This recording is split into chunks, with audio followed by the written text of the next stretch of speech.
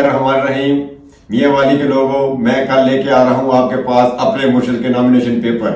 ये nomination paper हमने किसी को छीनने नहीं देने, क्योंकि ये नॉमिनेशन पेपर नहीं, ये पाकिस्तान का मुस्तकबिल है, ये कौम की अमानत है। इंशाल्लाह हम मिलकर जमा करवाएंगे अपने खान के पेपर और हमारा खान जीतेगा। और मैं आ रहा हूँ लाहौर N122 पे खान साहब के पेपर लेकर, और हम कल जमा कराएंगे पूरे जोर और शोर से।